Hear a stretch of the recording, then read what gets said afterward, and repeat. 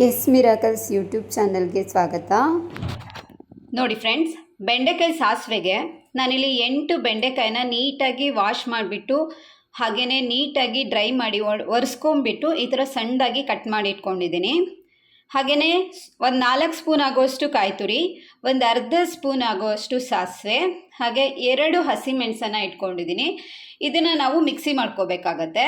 ಹಾಗೆ ಒಗ್ಗರಣೆಗೆ ಒಂದು 1/4 ಸ್ಪೂನ್ ಆಗುವಷ್ಟು ಸಾಸಿವೆ, ಒಂದು ಅರ್ಧ ಸ್ಪೂನ್ ಆಗುವಷ್ಟು ಉದ್ದಿನಬೇಳೆ ಹಾಗೂ ಒಂದು 5-6 ಕರಿಬೇವನ್ನ ಇಟ್ಕೊಂಡಿದ್ದೀನಿ. ಲಾಸ್ಟಿಗೆ ಹಾಕೋದಕ್ಕೋಸ್ಕರ ಒಂದು ಸ್ವಲ್ಪ ಕೊತ್ತಂಬರಿ ಸೊಪ್ಪನ್ನ ಈ ಥರ ಕಟ್ ಮಾಡಿ ಇಟ್ಕೊಂಡಿದ್ದೀನಿ. ಹಾಗೆ ಇದಿಷ್ಟು ಕರಡು ಬೇಕಾಗತ್ತೆ, ಒಂದು ಸೌಟಷ್ಟು ಕರಡಿದೆ. ಇದಿಷ್ಟನ್ನು ಲಾಸ್ಟಿಗೆ ಮಿಕ್ಸ್ ಮಾಡ್ತೀನಿ.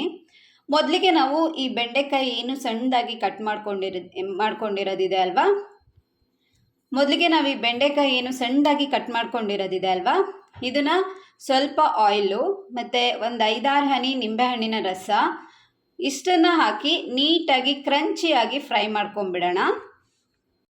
ನೋಡಿ ಫ್ರೆಂಡ್ಸ್, ನಾನಿಲ್ಲಿ ಒಂದು 2 ಸ್ಪೂನು ಆಯಿಲ್ ಹಾಕಿಬಿಟ್ಟು ಹಾಗೆ ಬೆಂಡೆಕಾಯಿ ಹೆಚ್ಕೊಂಡಿದ್ದೆ ಅಲ್ವಾ ಅದನ್ನು ಕೂಡ ಹಾಕ್ಕೊಂಡಿದ್ದೀನಿ.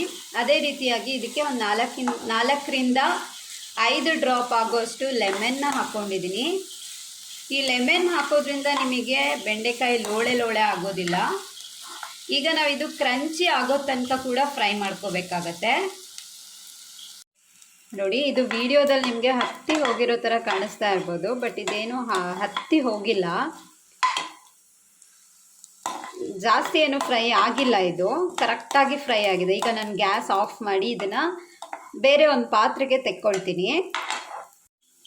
ನೋಡಿ, ನಾನು ನಿಮಗೆ ಆಗಲೇ ತೋರಿಸಿದ್ನಲ್ವ, ಅದಷ್ಟು ಕಾಯಿ ತುರಿ, ಹಸಿಮೆಣಸು ಮತ್ತು ಸಾಸಿವೆನ ಇದರಲ್ಲೊಂದು 1/4 ಲೋಟ ಆಗೋಷ್ಟು ನೀರನ್ನ ಹಾಕಿಬಿಟ್ಟು ಈಗ ನೈಸ್ಗಿಂತ ಸ್ವಲ್ಪ ತರಿಯಾಗಿ ರುಬ್ಕೊಳ್ತೀನಿ. ನೋಡಿ, ನಾನು ಇದನ್ನು ಇಷ್ಟು ತರಿಯಾಗಿ ರುಬ್ಕೊಂಡಿದ್ದೀನಿ. ನೋಡಿ, ಇವಾಗ ತಣ್ಣದಿರೋಂತಹ ಬೆಂಡೆಕಾಯಿ ಫ್ರೈ ಮಾಡಿರೋದಕ್ಕೆ ರುಬ್ಕೊಂಡಿರೋಂಥ ಮಸಾಲ, ಒಂದು ಸೌಟ್ ಆಗೋಷ್ಟು ಮೊಸರು ಇಟ್ಕೊಂಡಿದ್ದೆ ಅಲ್ವಾ ಅದು, ಕೊತ್ತಂಬರಿ ಸೊಪ್ಪು ಮತ್ತು ರುಚಿಗೆ ತಕ್ಕಷ್ಟು ಉಪ್ಪನ್ನ ಹಾಕ್ಕೊಳ್ತಾ ಇದ್ದೀನಿ. ಈಗ ಇದಕ್ಕೆ ಒಂದು ಒಗ್ಗರಣೆನ ಮಾಡಿಬಿಟ್ರೆ ಬೆಂಡೆಕಾಯಿ ಸಾಸಿವೆ ರೆಡಿ ಆಗುತ್ತೆ.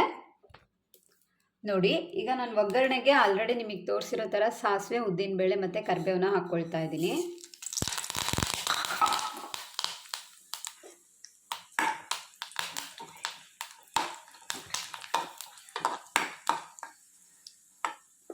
ಇದನ್ನು ನಾವೀಗ ಸಾಸಿವೆಗೆ ಹಾಕ್ಕೊಬಿಡೋಣ.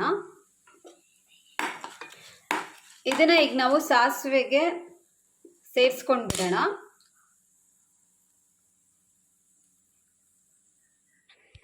ನೋಡಿ, ಈಗ ನಾವು ಸಾಸಿವೆಗೆ ಒಂದು ಒಗ್ಗರಣೆ ಮಾಡ್ಕೊಳ್ತಾ ಇದ್ದೀವಿ. ಆಗಲೇ ನಾನು ನಿಮಗೆ ತೋರಿಸ್ದಂಗೆ ಸಾಸಿವೆ, ಉದ್ದಿನಬೇಳೆ ಮತ್ತು ಕೊತ್ತಂಬರಿ ಸೊಪ್ಪನ್ನ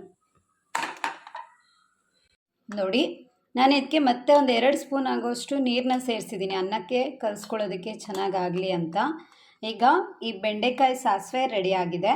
ನೀವು ಮಾಡಿಬಿಟ್ಟು ಹೇಗಾಯಿತು ಏನು ಅಂತ ಹೇಳಿ ಕಮೆಂಟ್ ಬಾಕ್ಸಲ್ಲಿ ಕಮೆಂಟ್ ಮಾಡೋದಕ್ಕೆ ಮರಿಬೇಡಿ.